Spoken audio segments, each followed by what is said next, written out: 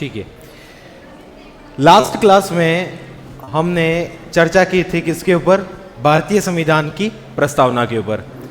भारतीय संविधान की प्रस्तावना के ऊपर चर्चा चल रही है हमारी, और शुरुआत में हमने कल की क्लास में हमने देखा कि भारतीय जो प्रस्तावना है, प्रस्तावना पहली बात तो क्या है, इसके बारे में हमने चर्चा की कल। ठीक है। उसके अलावा हमने कल ये देखा कि प्रस्तावना कैसे भारतीय संविधान में आई, या भारतीय संविधान में प्रस्तावना को कैसे शामिल किया गया। ये दो बातें, एक तो प्रस्तावना क्या है और एक हमने चर्चा की कि प्रस्तावना कैसे संविधान में आई। ठीक है। क्या है तो इसको लेकर आप लोग इतना बस जान लेना कि प्रस्तावना जो प्रियम्बल है, जो उद्देशिका है, वो भारतीय संविधान की विशेषता है। एक तरह की संविधान बनाने वाले जो लोग हैं उनकी मानसिकता बताती है प्रस्तावना। ठीक है। और यूं कहा जाए तो एक पृष्ठ में भारतीय संविधान की विशेषता है प्रस्तावना। ये बात हमने कल की। उसके बाद कैसे अस्तित्व में आई प्रस्तावना, तो इसको लेकर आप लोगों को कल पूरी कहानी बता दी गई थी कि हमारी 1946 में संविधान सभा का गठन हुआ था। ठीक है। एक बार हल्का सा रिकॉग्नाइज करवा रहा हूँ। संविधान सभा का जैसे ही गठन हुआ, संविधान सभा के गठन होने के बाद पहला ही प्रश्न हमारे सामने ये था कि भारत का संविधान कैसा होगा, और उसी समस्या को किसने सुलझाया था? पंडित जवाहरलाल नेहरू ने। नेहरू ने 13 दिसंबर 1946 को उद्देश्य प्रस्ताव रखा था। आप लोगों को पता है, उद्देश्य प्रस्ताव रखा, और इस उद्देश्य प्रस्ताव में मोटी मोटी विशेषता बता दी थी कि भारतीय संविधान कैसा होगा, और वही उद्देश्य प्रस्ताव आज हमारी प्रस्तावना है। आई बात समझ में? ये उद्देश्य प्रस्ताव पारित कब हुआ था, तो इसके बारे में बताया था 22 जनवरी 1947 को। ठीक है। और फाइनली प्रस्तावना को भारतीय संविधान में शामिल किया गया था। संविधान के जब 3 वाचन हुए थे, आप लोगों को कल बताया, उसमें भी जो दूसरा वाचन चल रहा था, और दूसरे वाचन का अंतिम दिन जिसे हमने बताया था 17 अक्टूबर 1949। 17 अक्टूबर 1949 को दूसरे वाचन के अंतिम दिन हमने किसको अपनाया था? प्रस्तावना को अपनाया। और इसको लेकर काफी विवाद रहा था कि प्रस्तावना में कोई कह रहा था कि समाजवाद शब्द होना चाहिए, कोई कह रहा कि ईश्वर शब्द होना चाहिए, कोई कह रहा देवी का उल्लेख करो, कोई कह रहा अल्लाह का उल्लेख करो। मतलब सब अलग अलग इसमें दिया, व्यक्तित्व दिया, और कहीं ना कहीं फाइनली जो आज हमारी जो प्रस्तावना आप लोगों को दिखाई देती है, वही प्रस्तावना 17 अक्टूबर 1949 को संविधान सभा में पारित की गई थी। ठीक है। आप लोगों को इतना भी बताया था कि संविधान सभा के जो 3 वाचन हुए, उसके जो अंतिम वाचन था, जो 14 नवंबर 1949 से लगाकर 26 नवंबर 1949 तक चला था, और इस वाचन में प्रस्तावना को पारित करने की बात हो रही थी। पर संविधान सभा के अध्यक्ष डॉक्टर राजेंद्र प्रसाद ने यह कहा कि जो अंतिम वाचन होगा, उस अंतिम वाचन में हम किसको पारित करेंगे? भारत के संविधान को पारित करेंगे। तो प्रस्तावना को मोटा मोटा आज के दिन में हम पारित कर देंगे तो अच्छा रहेगा। तो इसी बात को मानते हुए संविधान सभा के सारे सदस्यों ने प्रस्तावना के ऊपर बहस की, और प्रस्तावना को 17 अक्टूबर 1949 को दूसरे वाचन के अंतिम दिन शामिल किया गया। ये बात हमने देख ली कि प्रस्तावना क्या है और प्रस्तावना कैसे अस्तित्व में आई। उसके बाद आप लोगों को यह बताया था कि प्रस्तावना से जुड़े जो क्वेश्चन आते हैं कि प्रस्तावना में क्या क्या चीजें पढ़ने लायक हैं, वो आप लोगों को कल की क्लास में मैंने बता दिया था। एक तो हमने किसकी बात की थी? संविधान के स्रोत के बारे में, और स्रोत कौन थी? भारत की जनता। उसके बाद आप लोगों को यह बताया था हम क्या पढ़ेंगे? भारतीय संविधान की प्रकृति के बारे में हम देखेंगे, जो कहां पे लिखी हुई है? प्रस्तावना में। और प्रकृति में संप्रभुता है, प्रकृति में समाजवाद है, पंथ निरपेक्षता है, लोकतंत्रात्मक है, गणराज्य है। ये सारी बातें कैसी हैं? तो भारतीय संविधान की प्रकृति को बताती है, जो प्रस्तावना में लिखी हुई है। और हमारे संविधान का क्या उद्देश्य रहेगा, या हमारी संविधान या सरकार का क्या उद्देश्य है, ये लिखा हुआ है प्रस्तावना में। और उद्देश्य क्या है? तो न्याय की स्थापना करना, स्वतंत्रता देना, समता की स्थापना करना, बंधुत्व बढ़ाना, ये सारी बातें हमारे सरकार और संविधान के उद्देश्य हैं, ऐसा बताया गया है। ठीक है। उसके बाद संविधान लागू कब हुआ, यह भी प्रस्तावना में बताया गया है। मिति मार्गशीर्ष शुक्ल सप्तमी संवत 2006 विक्रमी, यानी 26 नवंबर 1949। ये बात भी प्रस्तावना में लिखी हुई है। तो आज हम और उसके बाद आप लोगों को यह भी बताया था कल कि प्रस्तावना से जुड़े क्या क्या क्वेश्चन आते हैं। एक तो प्रस्तावना आप लोगों को याद कर लेनी है, क्योंकि इस प्रस्तावना में कुछ शब्द मिस कर दिए जाते हैं और रिक्त स्थान की पूर्ति जैसा क्वेश्चन आपको प्रस्तावना को लेकर दिखाई देगा कंपटीशन एग्जाम में। इसके अलावा क्या हो सकते हैं, तो इसके अलावा ऐसे कौन से प्रावधान हैं जो प्रस्तावना में भी लिखे हुए हैं और हमारे संविधान में भी लिखे हुए, इस तरह के क्वेश्चन आ सकते हैं। ठीक है, या प्रस्तावना में जो दिए हुए शब्द हैं उनका मतलब क्या होता है, उनका अर्थ क्या है, उस अर्थ को लेकर भी कंपटीशन एग्जाम में क्वेश्चन आते हैं। तो ये मोटी मोटी बात आप लोगों को कल मैंने बताई थी। ठीक है, आज हम बात करेंगे सबसे पहले संविधान के स्रोत के बारे में, जिसमें लिखा हुआ है हम भारत के लोग, we the people of India. ठीक है, अब आपको यह समझना है कि प्रस्तावना में हम भारत के लोग, ये जो शब्द लिखा हुआ है, ये शब्द क्या बताता है वास्तव में देखा जाए। ठीक है, इस शब्द में बहुत सारी बातें छिपी हुई है। जैसे मैं आप लोगों को बताऊं, 1946 में आप लोगों को पता है हमारे संविधान सभा का गठन हुआ था। कल की क्लास में ये बताया था मैंने, 1946 में किसका गठन हुआ था, संविधान सभा का। इसी संविधान सभा ने संविधान भी बनाया और प्रस्तावना भी इसी संविधान सभा के द्वारा बनाई गई थी। ये बात हम कर चुके हैं। आप लोग ये समझना, क्योंकि देखो हम आजाद कब हुए हैं, 1947 में। भारत का चुनाव आयोग 1950 में लगभग अस्तित्व में आया, आई बात समझ में। और भारत में पहली बार जो चुनाव हुए थे वो 1952 में हुए थे।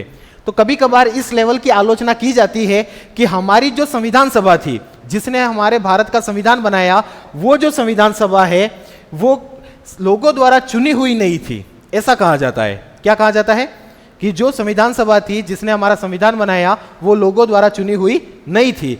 तो इस आलोचना का जवाब है ये, जिस प्रस्तावना में संविधान सभा के लोगों ने लिखा है कि प्रस्तावना में कि संविधान बनाने वाले संविधान सभा के सदस्य नहीं है, संविधान बनाने वाले कौन है, हम भारत के लोग, मतलब भारत के लोगों ने ही संविधान बनाया है। आ रही बात समझ में। जो संविधान सभा थी उसको लेकर आलोचना क्या थी कि ये जनता द्वारा चुनी हुई नहीं है, मतलब संविधान बनाने वाले जो लोग हैं उनको जनता ने नहीं चुना है, ये आलोचना होती थी। पर संविधान सभा के जो लोग थे, इन्होंने इस आलोचना का जवाब देते हुए प्रस्तावना में ये शब्द लिखे कि हम भारत के लोग, मतलब संविधान सभा के लोग, ऐसा नहीं लिखा हुआ है। मतलब संविधान बनाने वाले हैं कौन, भारत के लोग हैं, ये बताया है। उसके अलावा हम भारत के लोग शब्द में क्या लिखा हुआ है, तो संविधान की जो अंतिम शक्ति है, मतलब संविधान की अंतिम शक्ति में कह दूं, या संविधान शक्ति किससे प्राप्त कर रहा है, हमारे संविधान के पीछे किसकी शक्ति लगी हुई है, तो आप कहोगे कि भारत की जनता की। भारत की जनता द्वारा बनाया हुआ संविधान है, और संविधान जो है वो शक्ति कहां से प्राप्त करता है, तो भारत की जनता से प्राप्त करता है।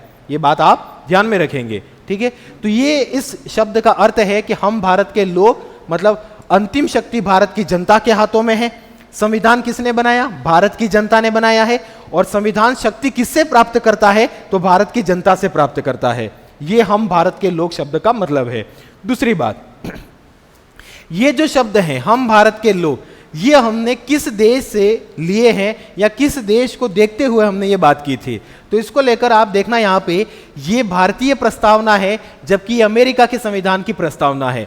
भारतीय संविधान की जो प्रस्तावना है उसकी शुरुआत की लाइन क्या लिखी हुई है हमारे सामने, we the people of India. वैसी की वैसी लैंग्वेज लिखी हुई है, we the people of united state.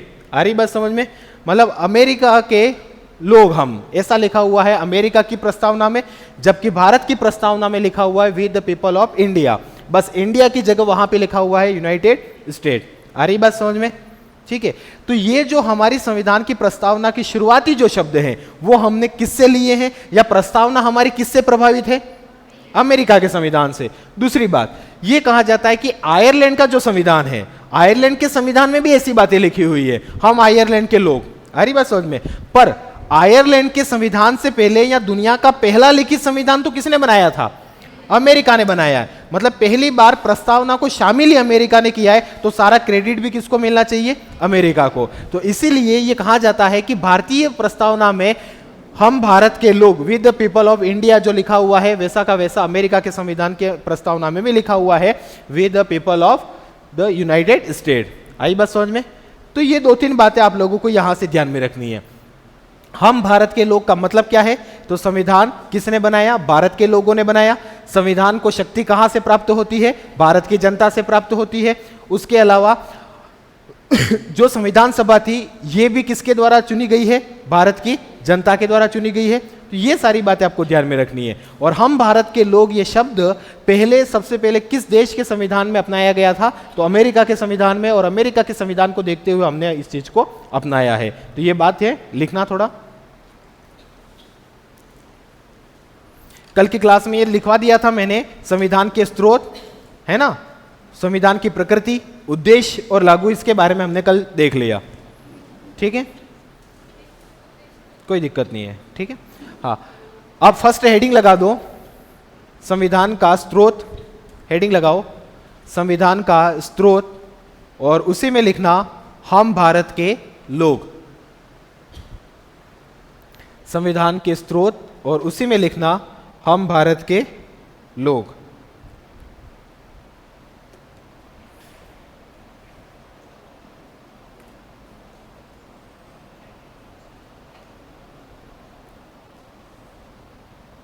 लिखा?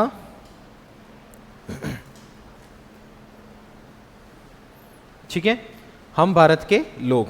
अब इसमें लिखो फर्स्ट, इसका मतलब क्या होता है इसके अनुसार? भारतीय संविधान, भारतीय संविधान,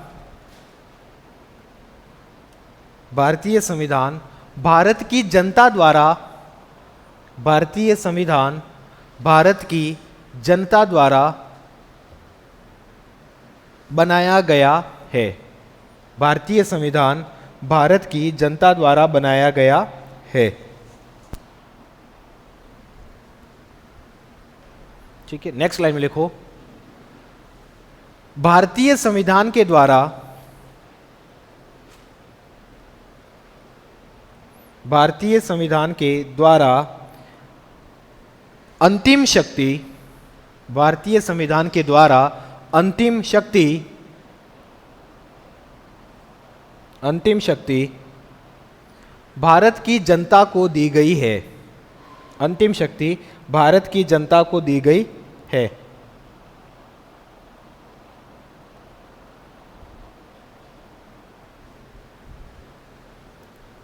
अंतिम शक्ति भारत की जनता को दी गई है। नेक्स्ट लाइन में लिखो, संविधान बनाने वाले लोग, संविधान बनाने वाले लोग, संविधान बनाने वाले लोग, संविधान बनाने वाले लोग भारतीय जनता द्वारा चुने हुए थे। भारतीय जनता द्वारा चुने हुए थे। संविधान बनाने वाले लोग भारतीय जनता द्वारा चुने हुए थे।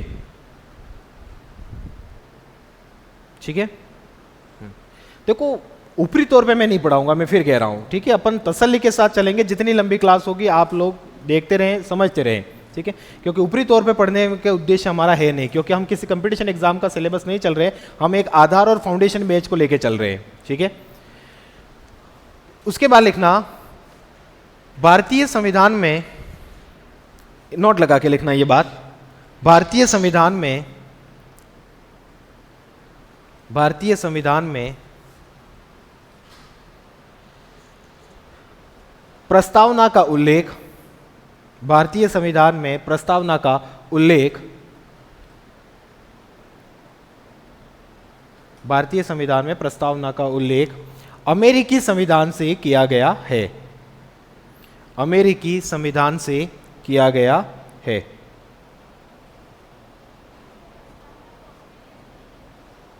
प्रस्तावना का उल्लेख अमेरिकी संविधान से किया गया है, मतलब अमेरिकी संविधान से प्रभावित है।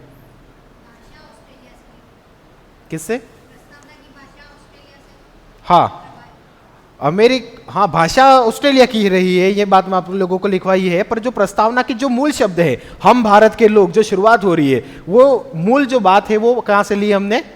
प्रस्तावना। तो देखो, प्रस्तावना का मतलब क्या है कि संविधान की मोटी मोटी विशेषता जो फ्रंट पेज पे रहती है, तो किसी भी देश की जो प्रस्तावना है वो तो अमेरिका से ही प्रभावित है, पर प्रस्तावना की जो हमारी लैंग्वेज है, जो भाषाएं हैं पूरी की पूरी, वो ऑस्ट्रेलिया के संविधान से प्रभावित है, ऐसा बताया है। ठीक है, प्रस्तावना को शामिल करने का जो विचार है वो अमेरिका से आया हमारे दिमाग में कि हाँ, अमेरिका के संविधान में प्रस्तावना जैसा कोई लिखा है तो हम भी हमारे संविधान में प्रस्तावना जैसा कुछ रखते हैं। ठीक है, बस ये विचार, प्रस्तावना शामिल करने का जो विचार है वो किससे आया है? अमेरिका के संविधान से, अमेरिकी संविधान से प्रभावित है। लिखा? ठीक है, नेक्स्ट लिखना। हाँ, हेडिंग लगाओ, भारतीय संविधान की प्रकृति। भारतीय संविधान की प्रकृति, हेडिंग लगाओ, भारतीय संविधान की प्रकृति। भारतीय संविधान की प्रकृति लिखा? ठीक है, भारतीय संविधान की प्रकृति में एक शब्द लिखा हुआ है संपूर्ण प्रभुत्व संपन्न, जिसे अंग्रेजी में सोवरिन कहा गया है। क्या मतलब होता है? प्रभुत्व संपन्न का मतलब क्या होता है? प्रभुत्व संपन्न का बेसिक मतलब यह होता है कि कोई ऐसा देश जो अपने आंतरिक तथा बाह्य मामलों में क्या है? पूर्ण रूप से स्वतंत्र है। मतलब भारत जो है वो 1947 से पहले क्या था? एक उपनिवेश था। आ रही बात समझ में? और संविधान लागू होने से पहले कुछ टाइम तक हम डोमिनियन रहे, और डोमिनियन होने, जब गणतंत्र पढ़ेंगे उस समय इसके बारे में विस्तृत चर्चा करेंगे। बस आप अभी के लिए इतना समझ लेना कि जैसे ही हमारा संविधान लागू हो गया उसके बाद हम क्या बन गए? प्रभुत्व संपन्न बन चुके हैं। मतलब कहने का अर्थ ये होता है कि पॉलिटिकल साइंस का कॉन्सेप्ट है जिसे हम कहते हैं संप्रभुता या प्रभुत्व संपन्न, जिसका अर्थ होता है कि किसी देश को प्रभुत्व संपन्न कहने का मतलब यह है कि वो देश अपने आंतरिक और बाह्य मामलों में पूर्ण रूप से स्वतंत्र है। उसको किसी भी देश, किसी भी सरकार, किसी भी प्रकार की शासन व्यवस्था या किसी और देश के संविधान से कोई भी पूछने की जरूरत नहीं है। आई बात समझ में? जैसे 1947 से पहले भारत को अगर कुछ भी काम करने थे तो ब्रिटिश सरकार को पूछ के किए जाते थे। समझ में आ रही बात मेरी? ठीक है, लेकिन 1947 में जैसे ही भारत आजाद हो गया, पर आजाद होने के बाद भी हम पूर्ण रूप से स्वतंत्र तो नहीं हुए थे। हमारा जो राष्ट्राध्यक्ष था 1950 में जब संविधान लागू हुआ, देखो 1947 में हम आजाद हो गए। ठीक है, आप लोगों को यह पता है 1947 में आजाद होने के बाद भी हमारे गवर्नर जनरल थे, ठीक है, जिनका नाम था माउंटबेटन, और उसके बाद एक और गवर्नर बने भारतीय जिनका नाम था चक्रवर्ती राजगोपालाचारी। और गवर्नर का पद हटा कब? जब हमारा संविधान लागू हुआ, और संविधान लागू होने के बाद हमने हमारा नया पद बनाया जिसका नाम क्या था? राष्ट्रपति का पद बनाया था। तो जब तक हमारे देश में राष्ट्रपति का पद नहीं आया था और हम आजाद हो चुके थे, तो 1947 से लगाकर 1950 के बीच में हमारा जो हेड ऑफ स्टेट था, जो हमारा जो प्रमुख था, वो ब्रिटेन का सम्राट ही था। कौन था? हम आजाद हो चुके हैं। कहां पे? 1947 का जो स्वतंत्रता अधिनियम है उसमें क्या लिखा हुआ था कि भारत तथा पाकिस्तान नाम के दो डोमिनियन स्टेट बनाए जाएंगे। देखो, तीन तरह की फिलोसॉफी है। एक तो उपनिवेश होता है, उपनिवेश का मतलब एकदम गुलाम हो गया, जिसे कॉलोनी कहते हैं अंग्रेजी में। ठीक है, मतलब जो भी वो देश कुछ भी काम करेगा तो वो जिसने उसको गुलाम बनाया है उससे पूछ के उसको काम करना है। डोमिनियन का मतलब ये होता है कि वो सरकार और सब कुछ मामले तो वो अपने हिसाब से चलाएंगे, पर उनका जो हेड ऑफ स्टेट है, जो राष्ट्राध्यक्ष है, जो देश का जो प्रमुख है, वो कौन रहेगा? जिसके हम गुलाम हैं, वही वो डोमिनियन कहलाता है। समझना, यहां पे ज्यादा नहीं, लेंदी नहीं बता रहा हूं, इतना समझ लेना। उपनिवेश का मतलब क्या हो गया कि उसकी कोई स्वतंत्रता नहीं है देश की, वो पूरा का पूरा जिसने उसको उपनिवेश बनाया है उसका गुलाम है। ठीक है, डोमिनियन का मतलब क्या हो गया? भारत 1947 से लगाकर 1950 के बीच में क्या रहा है? डोमिनियन स्टेट रहा है। डोमिनियन का मतलब ये हो गया कि जवाहरलाल नेहरू जो काम करना चाहते वो सब कर सकते थे, उस समय प्रधानमंत्री थे तो, पर हेड ऑफ स्टेट, भारत का राष्ट्राध्यक्ष किसको समझा जाता था? राष्ट्रपति को नहीं, बल्कि ब्रिटेन के सम्राट को माना जा रहा है। ठीक है, हमारा राष्ट्राध्यक्ष कौन है 1947 से 1950 के बीच में? ब्रिटेन का सम्राट। आ रही बात समझ में? और जैसे ही 1950 में संविधान लागू हो गया और हमारे राष्ट्रपति का पद जैसे ही गठित हो गया, उसके बाद हम बन चुके हैं प्रभुत्व संपन्न और हम गणराज्य बन गए।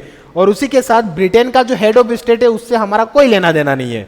ठीक है, हमारा अब हेड ऑफ स्टेट कौन बन चुका है? राष्ट्रपति बन चुका है। कौन बन चुका है? राष्ट्रपति। आ रही बात समझ में? तो प्रभुत्व संपन्न हम बने, मतलब कहने का अर्थ क्या है कि भारत अपने आंतरिक और बाह्य मामलों में पूर्ण रूप से स्वतंत्र है, ये इसका अर्थ होता है। ठीक है, तो लिखना संपूर्ण प्रभुत्व संपन्न, सोवरिन, इसके बारे में लिखो।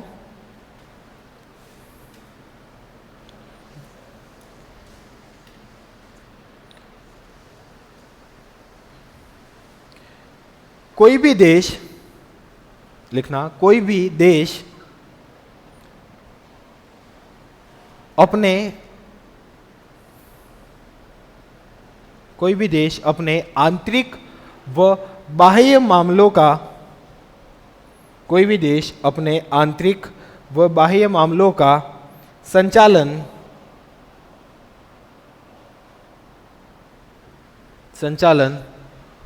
पूर्ण रूप से, आंतरिक व बाह्य मामलों का संचालन पूर्ण रूप से स्वतंत्र होकर करता है तो वह संप्रभु राष्ट्र होगा। वह संप्रभु राष्ट्र होगा।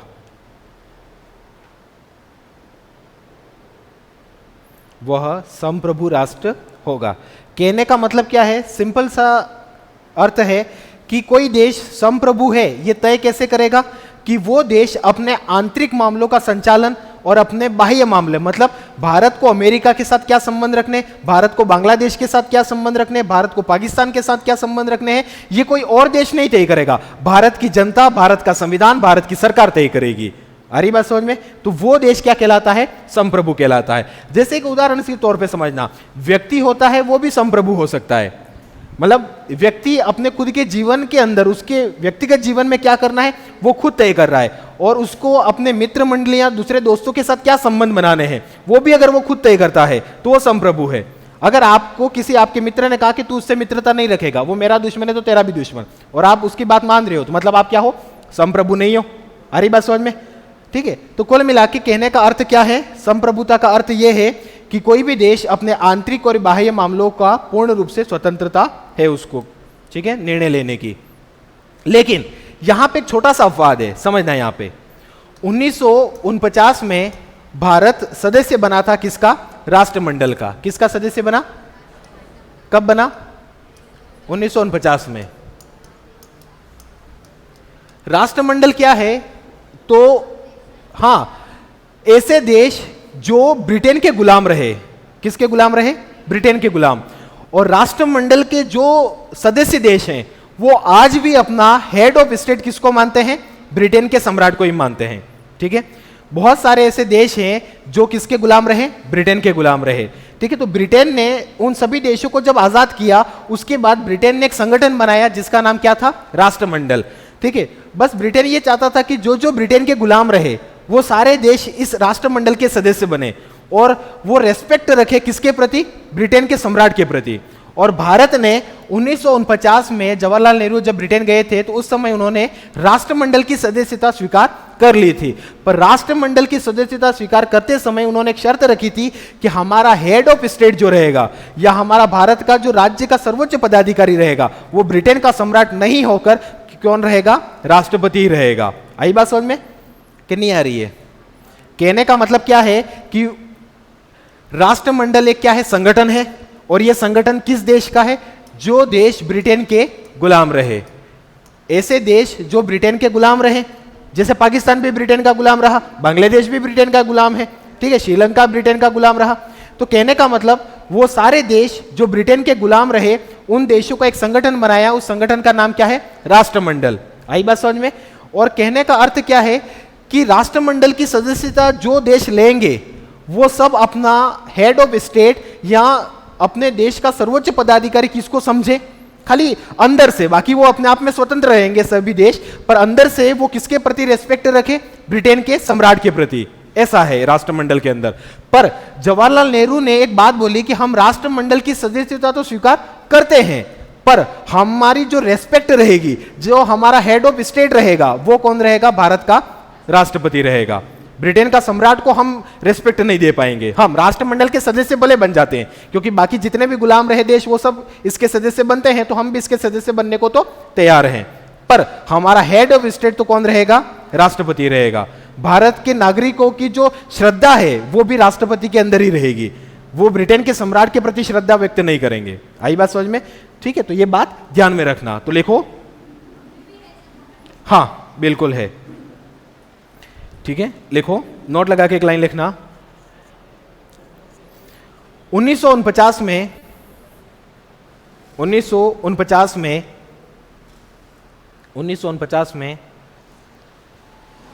भारत ने राष्ट्रमंडल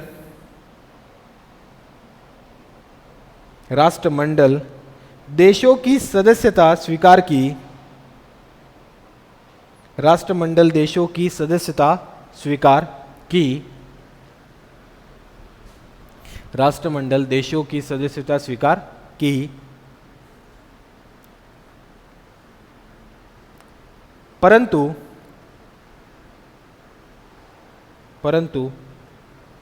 भारत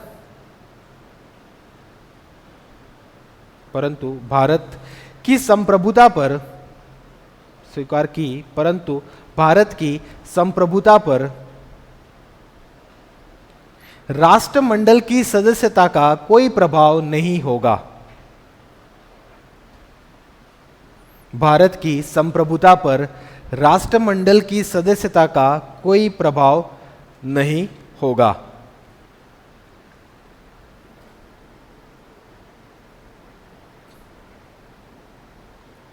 ठीक है, भारत की संप्रभुता के ऊपर राष्ट्रमंडल की सदस्यता को कोई प्रभाव नहीं होगा, ऐसा क्लियरली बोला गया था। क्यों? क्योंकि जब 1949 में पंडित जवाहरलाल नेहरू वहां पे गए थे ब्रिटेन में, वहां पे उन्होंने कह दिया कि भाई हम राष्ट्रमंडल की सदस्यता स्वीकार करते हैं, पर हम अपना हेड ऑफ स्टेट तो किसको रखेंगे? भारत के राष्ट्रपति को ही मानेंगे। ठीक है, पर जब जवाहरलाल नेहरू भारत में आए तो भारतीय लोगों ने खूब आलोचना की जवाहरलाल नेहरू की। ये कहा कि आप वहां जाके राष्ट्रमंडल की सदस्यता कैसे स्वीकार कर ली? आपने पूछा क्या? भारत एक संप्रभु राष्ट्र है, क्योंकि राष्ट्रमंडल के जो भी देश हैं वो सब किसको अपना हेड मानेंगे? ब्रिटेन के सम्राट को मानेंगे। तो ऐसी गलती आपने क्यों की? तो उस समय जवाहरलाल नेहरू ने भारत की जो संविधान सभा उस समय थी उसके सामने ये कबूल किया कि हमारा जो हेड ऑफ स्टेट रहेगा ये तो राष्ट्रपति ही रहेगा, बस हम केवल नाम मात्र के वहां पे सदस्य के रूप में काम करेंगे। ऐसा उन्होंने बाकायदा भारत में कहा था। कि आई बात समझ में? तो कोई छोटी मोटी बात नहीं है, आलोचनाएं खूब होती है। नेक्स्ट हेडिंग लगाना, समाजवादी। समाजवादी यानी सोशलिस्ट। समाजवादी यानी सोशलिस्ट। क्या है समाजवाद? पता है आप लोगों को? आइडिया है आप लोगों को समाजवाद के बारे में? समाजवाद का मतलब, देखो यहां पे एक चीज बता रहा हूं, सुनना। दुनिया में दो तरह के कॉन्सेप्ट हैं। ठीक है, अर्थव्यवस्था के दो प्रकार हैं। किसके? अर्थव्यवस्था। सुनना, यहां पे ध्यान से थोड़ा समझना। अर्थव्यवस्था के दो मॉडल देखे जाते हैं पूरी दुनिया में। एक तो होता है जिसे हम कहते हैं पूंजीवाद। क्या कहते हैं? पूंजीवाद। और एक दूसरा होता है साम्यवाद। क्या है? साम्यवाद, जिसे हम कहते हैं समाजवाद। पूंजीवाद ये कहता है, समझना, पूंजीवाद ये कहता है कि जिस व्यक्ति को जितना कमाना है वो उसकी लिमिट से परे जाकर भी जितना भी कमा सके वो कमा सकता है। उसको खुली स्वतंत्रता है, खुला बाजार है, जितना वो कमाना चाहे उतना कमा ले। आई बात समझ में? जबकि साम्यवाद या समाजवाद यह कहता था कि व्यक्ति कमाएगा तो अपनी क्षमता के अनुसार, पर दिया उसको उतना ही जाएगा जो राज्य तय करेगा। जैसे समझना कि हम सभी ने काम किया, आ रही बात समझ में? सब ने, किसी ने 800 रुपए का काम किया, किसी ने 1000 रुपए का काम किया, किसी ने 5000 रुपए का काम किया, और किसी ने मान लो कि 50 रुपए का काम किया। पर शाम को 50 रुपए वाले को भी 400 रुपए ही मिलेंगे। ठीक है, 8000 का जिसने काम किया उसको भी 400 रुपए, मतलब सबको 400 रुपए मिलेंगे। आई बात समझ में?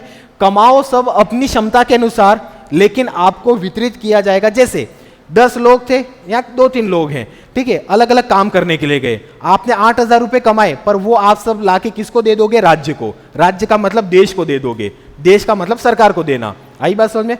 सरकार को दे दिए पैसे, अब सरकार आपको 400 रुपए देगी। आप सरकार को कितने दे दोगे कमा के? 800। आपने मान लो कि 50 रुपए का काम किया, आप किसको दे दो 50 रुपए? सरकार को। सरकार आपको कितने देगी? 400। आई बात समझ में? तो आप काम करो अपनी क्षमता के अनुसार, पर आपको दिया उतना जाएगा जो राज्य तय करेगा। आई बात समझ में? तो तो ये साम्यवाद का मॉडल है। और साम्यवाद का मॉडल किस लिए बनाया था? समानता को लेकर बनाया है। किसको लेकर?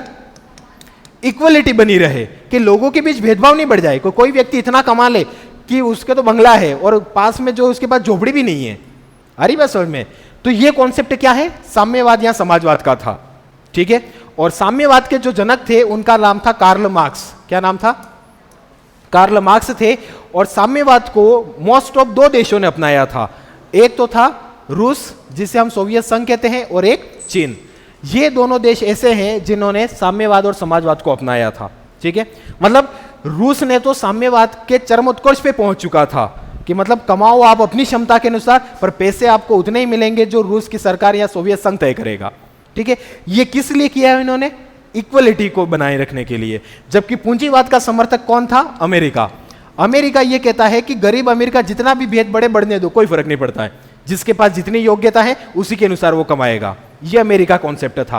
अब भारत 1947 में आजाद हुआ, और 1947 में जब भारत आजाद हुआ उस समय मैक्सिमम जो प्रॉपर्टीज थी या पैसे थे, जो धन थे, वो किसके पास थे? जो राजा महाराजा थे या जो जमींदार थे, जो पैसे वाले लोग थे उन्हीं के पास पैसा था। जो गरीब थे उनके पास तो वैसे भी कुछ भी नहीं था। आ रही बात समझ में? तो कुल मिला के भारत में अगर ऐसी खुली प्रतिस्पर्धा कर दी जाए पूंजीवाद की तरह कि जो जितना कमाना चाहे उतना कमाए, तो भारत में किस लेवल की खाई बन जाएगी गरीब और अमीर के बीच में, समझ सकते हो? जो अमीर, देखो एक व्यक्ति ऐसा है जिसके पास 2 रुपए है और एक व्यक्ति इसके पास 2 करोड़ रुपए है।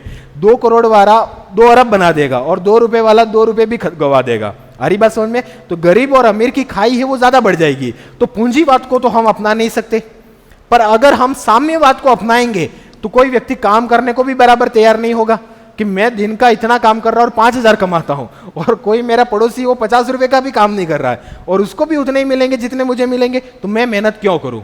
तो भारत ने कुल मिला के पूंजीवाद और साम्यवाद दोनों के बीच का मॉडल अपनाया। किसका मॉडल अपनाया? पूंजीवाद और साम्यवाद के दोनों के बीच का। और भारत का झुकाव किसकी तरफ था? समाजवाद की तरफ था। आई बात समझ में? ठीक है। एक बार यहां पे समझने की कोशिश करना, मूल संविधान जो हमारा था, मूल संविधान मतलब 26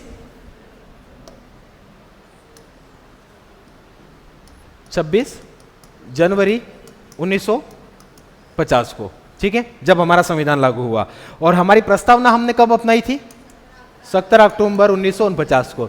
जिस दिन भारतीय संविधान में प्रस्तावना को शामिल किया गया उस समय समाजवाद जैसा कोई शब्द प्रस्तावना में लिखा हुआ नहीं था। आई बात समझ में कि नहीं आ रही है?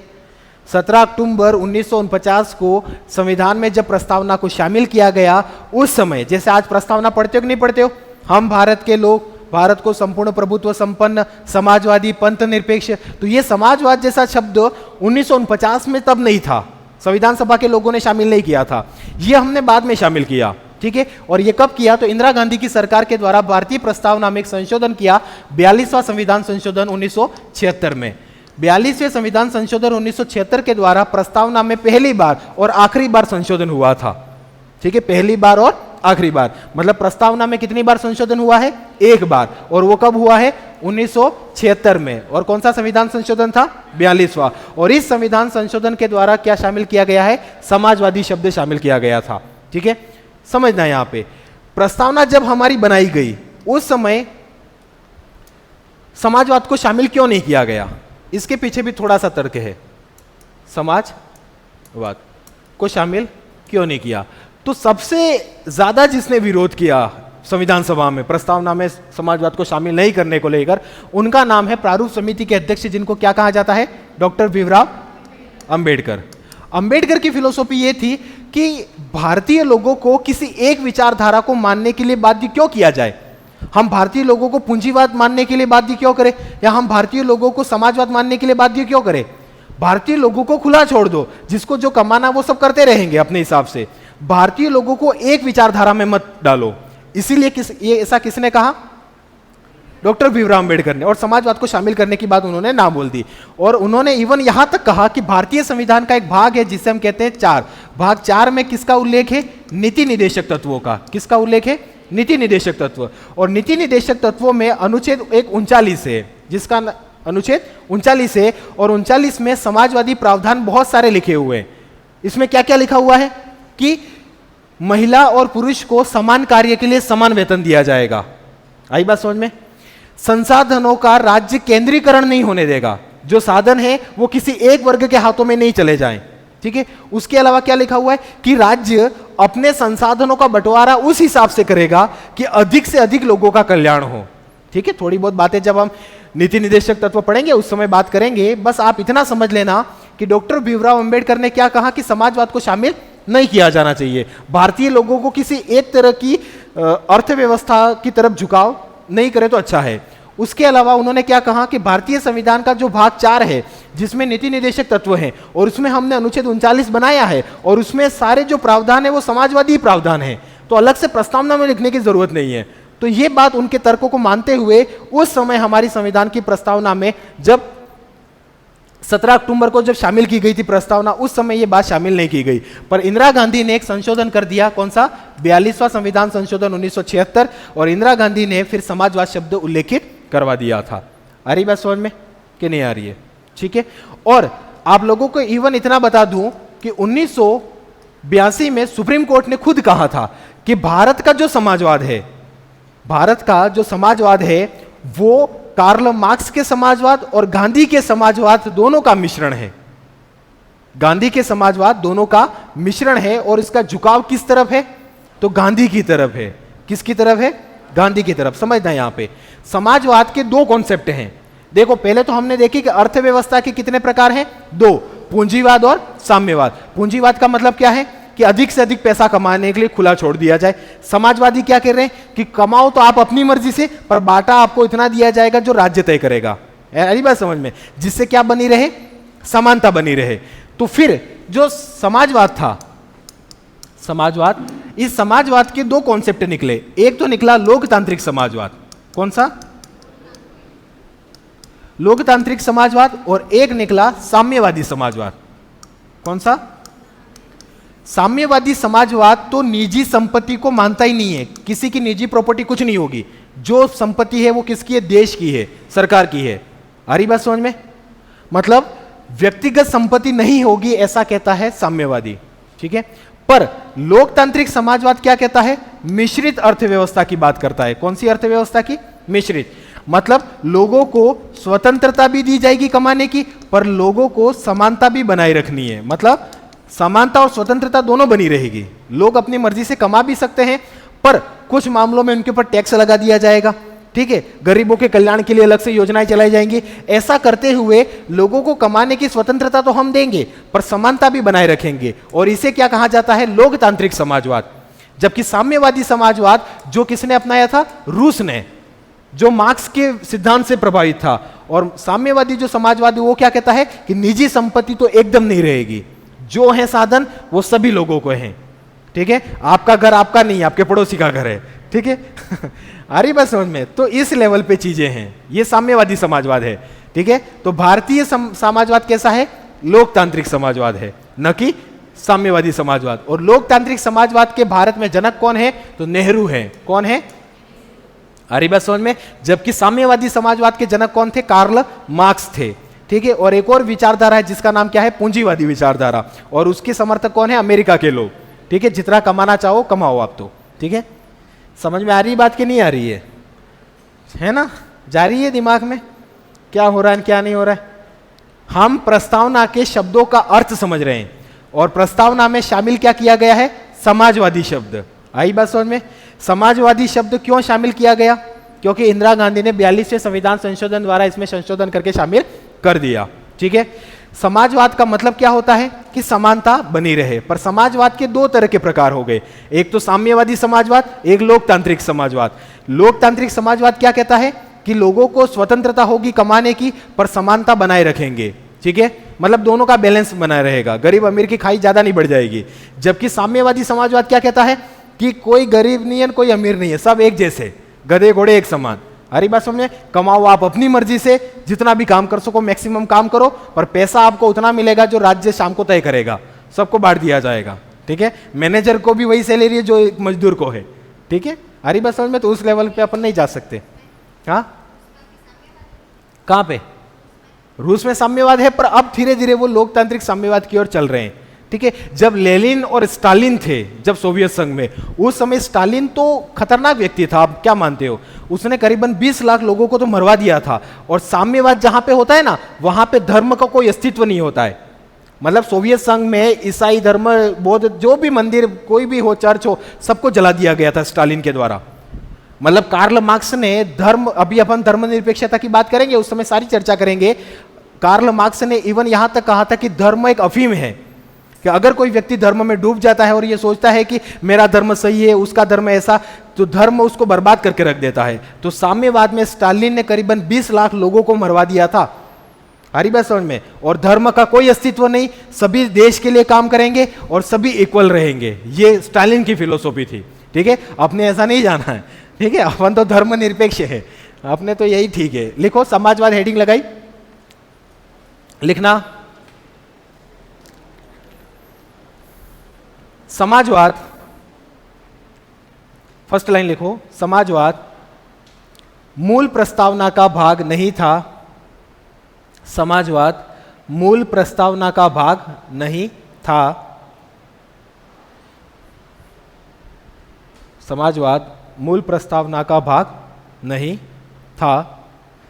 लिखना नेक्स्ट, 42वें संविधान संशोधन, नेक्स्ट लाइन में लिखो 42वें 42 कॉन्स्टिट्यूशन अमेंडमेंट 1976 है ना, 42वें संविधान संशोधन 1976 के द्वारा, 1976, 42वें संविधान संशोधन 1976 के द्वारा इंदिरा गांधी की सरकार के द्वारा, इंदिरा गांधी सरकार द्वारा, इंदिरा गांधी सरकार द्वारा, मतलब उस समय भारत के प्रधानमंत्री कौन थी? इंदिरा गांधी। बस ये खाली इंदिरा गांधी ने न्यायालय को खाली चैलेंज करने के लिए किया था कि मैं प्रस्तावना में संशोधन करती हूँ तो न्यायालय कुछ कहेगा कि नहीं कहेगा। हरी बात समझ में, समाजवाद जोड़ के देखती हूँ, इंदिरा गांधी ने ये सोचा था। उस समय काफी कंट्रोवर्सी चल रही थी कोर्ट और दोनों के बीच में, ठीक है, तो इसीलिए उन्होंने समाजवाद शब्द शामिल करने के लिए खाली न्यायालय को जांचने के लिए, पर न्यायालय ने क्या कह दिया कि कोई दिक्कत नहीं है, भारत का स्वरूप समाजवाद जैसा है, कोई बड़ी बात नहीं है, प्रस्तावना में संशोधन कर सकती है इंदिरा गांधी करना चाहे तो। ठीक है, तो लिखना क्या लिखा, द्वारा समाजवाद शब्द जोड़ा गया, समाजवाद शब्द जोड़ा गया, समाजवाद शब्द जोड़ा गया। ठीक है, एक और चीज समाजवाद को बताने से पहले कि कुछ लोग यूं कहते हैं कि भारतीय जो संविधान है, जो प्रस्तावना है, उसमें 1976 के अंदर समाजवाद शब्द जोड़ा गया। कब जोड़ा गया? 1976 में। हमारा संविधान लागू कब हुआ था? संविधान लागू कब हुआ? 1950 में। मतलब 1976 में जाके हम क्या बने? समाजवादी बने। भारतीय संविधान समाजवादी पहले नहीं था, या समाजवादी की भावना नहीं थी, समानता की बात नहीं करता था। पर आप लोगों को यह बताया कि भीमराव अंबेडकर ने एक अनुच्छेद के बारे में बताया, कौन सा? अनुच्छेद 39, इसमें समाजवाद की बातें लिखी हुई थी। इसके अलावा और कहां पे हो सकती हैं? तो आप लोग जैसे समझना है यहां पे,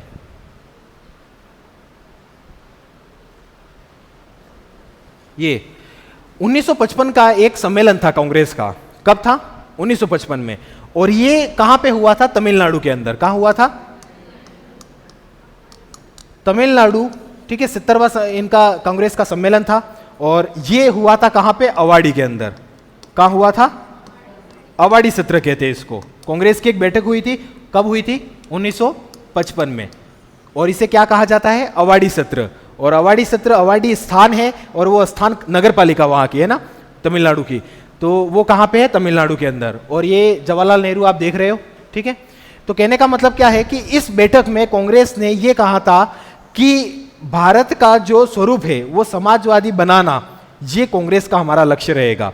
मतलब भारत के समाज को कैसा बनाएंगे हम? समाजवाद बनाएंगे या समाजवादी बनाएंगे। ऐसा कब कहा था कांग्रेस ने? 1955 में कहा था। हरी बात समझ में? आज तो तुम बीजेपी के नेता जो देख रहे हैं ना, वो सब कांग्रेस के ही नेता थे उस समय, कोई दूसरी बड़ी पार्टी थी भी नहीं। ठीक है, लगभग 1976 के बाद अलग अलग पार्टियां तो बनी हैं। बाकी जितने भी नेता आज अलग अलग पार्टी में जो भी घूम रहे, वो सब निकले कहां से थे? कांग्रेस से ही निकले हैं। तो 1955 में तो सारी भारत की जनता कांग्रेस के साथ ही थी। और उस समय 1955 के अवार्डी सत्र में कांग्रेस ने क्या कहा था कि भारत का लक्ष्य क्या है, भारत के समाज को कैसा बनाना है, समाजवादी बनाना है। ठीक है, तो ये कुछ कुछ बातें हो रही थी, पर इंदिरा गांधी ने तो 1976 में प्रस्तावना में लिखवा ही दिया कि समाजवाद हम है भाई, अब ये अवार्डी कुछ नहीं करना है। तो लिखो नेक्स्ट लाइन में। ठीक है, 70वां ये सम्मेलन था, UN टेबर इसके अध्यक्ष भी रहे थे। छोड़ो, आपके लिए इतनी बात जरूरी नहीं है, बढ़ना कभी IS लेवल के लिए आना तब पढ़ाएंगे। चलो, RS के लिए पर्याप्त है। लिखना, नोट लगा के लिखना ये बात। 1955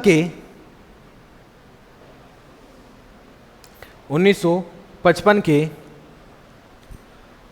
अवार्डी सत्र, 1955 के अवार्डी सत्र, ब्रैकेट में कर देना तमिलनाडु, तमिलनाडु का एक क्षेत्र है अवार्डी। 1955 के अवार्डी सत्र में, ये अवार्डी सत्र की कुछ झलकियां हैं आपके सामने। ठीक है, क्या लिखा, अवार्डी सत्र में कांग्रेस ने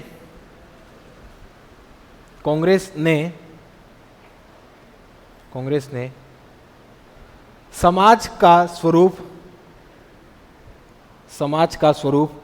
समाजवादी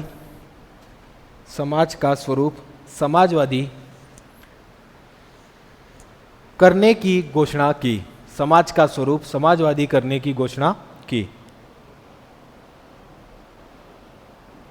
समाजवादी करने की घोषणा की।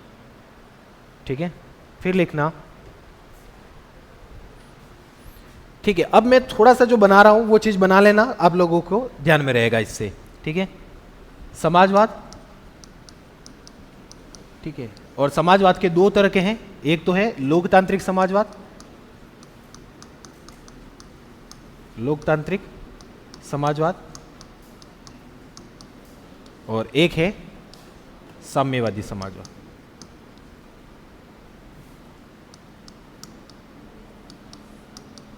साम्यवादी समाजवाद। ठीक है, और ये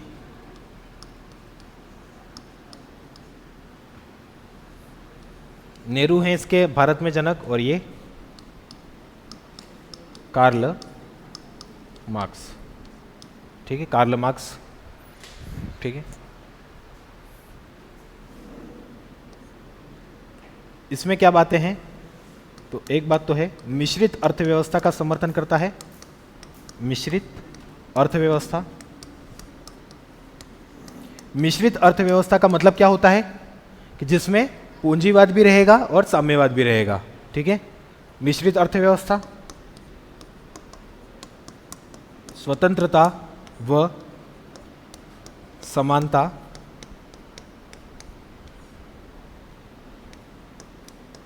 दोनों को महत्व।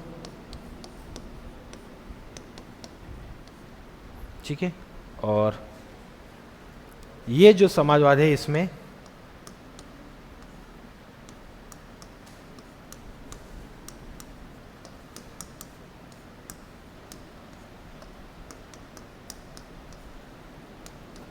ठीक है निजी संपत्ति का विरोध, इसमें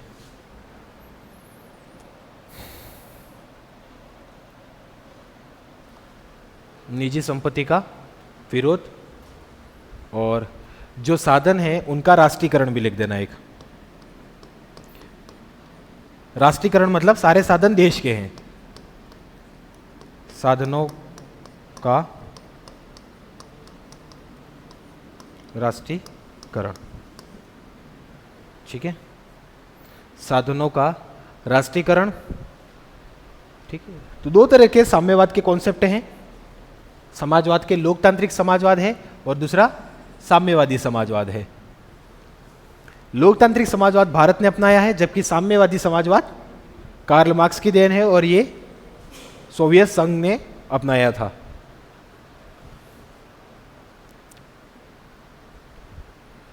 तो भारत की जो प्रस्तावना में समाजवाद है वो कैसा समाजवाद है, लोकतांत्रिक समाजवाद है, ये बात ध्यान में रखना।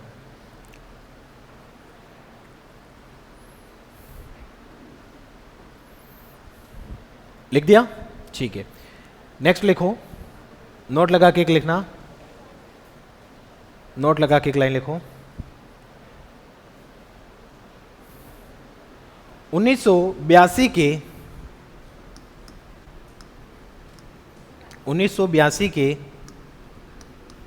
डीएस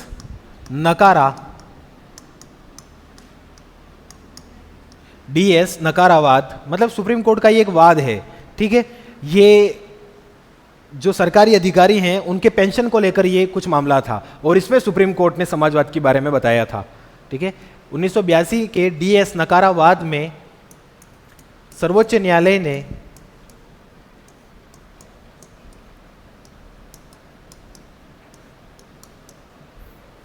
डीएस 1982 के डीएस नकारावाद में सर्वोच्च न्यायालय ने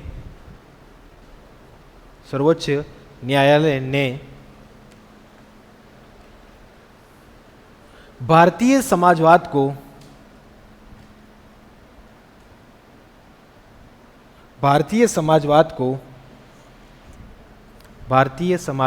को गांधी व मार्क्स का मिश्रण बताया।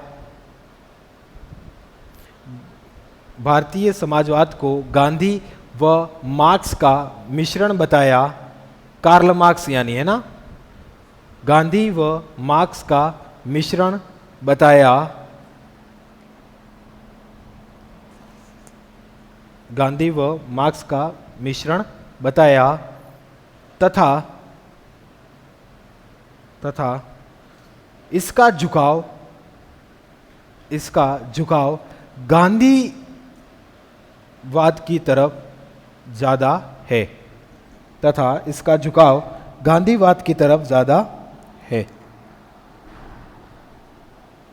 गांधीवाद की तरफ है, ठीक है। नेक्स्ट लिखना थोड़ा सा,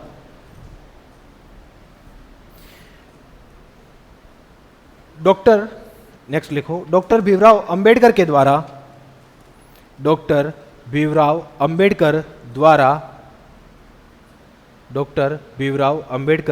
द्वारा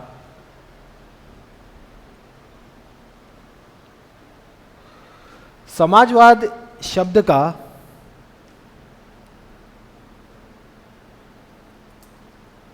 डॉक्टर भीमराव अंबेडकर द्वारा समाजवाद शब्द का विरोध किया गया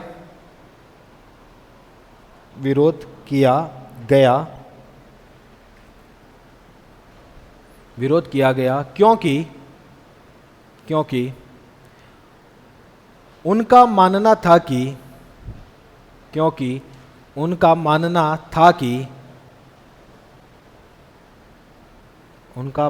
था कि नीति निदेशक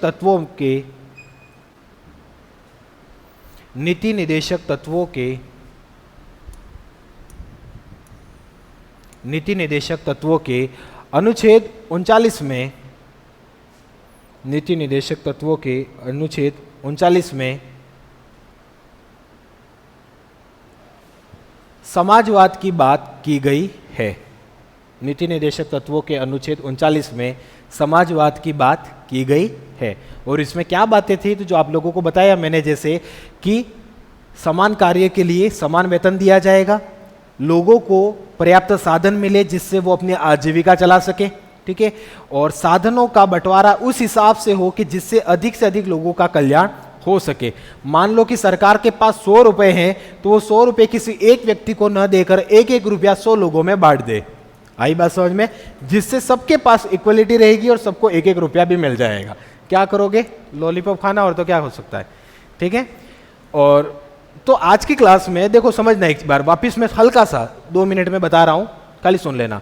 आज की क्लास में हमने शुरुआत की, उस समय यह बताया कि हम भारत के लोक शब्द के बारे में देखा, जिसमें हमने ये देखा कि भारत का संविधान भारत की जनता ने बनाया है। शक्ति किसके पास है? भारत की जनता के पास है। भारतीय संविधान शक्ति किससे प्राप्त करता है? भारत की जनता से प्राप्त करता है। संविधान सभा के लोगों को किसने चुना था? भारत की जनता ने चुना। और ये हम भारत के जो लोग हैं, ये शब्द किस देश की प्रस्तावना से हमने लिया है? तो अमेरिका की प्रस्तावना से हमारे यहाँ पे देखा गया है। उसके बाद हमने एक और शब्द देखा जिसका नाम था संप्रभुता। संप्रभुता का मतलब क्या होता है कि कोई भी देश, ऐसा देश जो अपने आंतरिक और बाह्य मामलों में निर्णय लेने में जो स्वतंत्र है, वो कौन सा देश कहलाता है? संप्रभु राष्ट्र कहलाता है, ठीक है। उसके बाद हमने किसकी बात की, समाजवाद के बारे में बात की। तो समाजवाद पहली बात तो मूल संविधान का भाग नहीं था। कब जोड़ा गया? 42वें संविधान संशोधन 1976 इंदिरा गांधी की सरकार के द्वारा। दूसरी बात, भारत में कैसा समाजवाद है? तो लोकतांत्रिक समाजवाद है, न कि साम्यवादी समाजवाद। तीसरी बात, कांग्रेस का एक सत्र हुआ अवाडी में 1955 में, जिसमें कांग्रेस ने क्या कहा कि हमारा लक्ष्य क्या है? समाजवादी समाज को बनाना। उसके अलावा समाजवाद को लेकर क्या बातें ध्यान में रखनी है? तो समाजवाद के अंदर आप लोगों को एक और बात यहां पे जो बताई गई है कि जो डॉक्टर भीमराव अंबेडकर थे वो भी विरोधी थे किसके? समाजवाद के, क्योंकि उनकी मानसिकता क्या थी कि भारतीय लोगों को किसी एक विचारधारा को मानने के लिए मजबूर नहीं किया जाना चाहिए। ठीक है, और वैसे भी नीति निर्देशक तत्वों के अनुच्छेद 39 में साम्यवाद या समाजवाद की बातें लिखी हुई हैं, तो इसको अलग से प्रस्तावना में लिखने की आवश्यकता नहीं है। ठीक है, तो अगली क्लास में हम अगले प्रावधानों की तरफ पढ़ेंगे। तब तक गुड बाय। और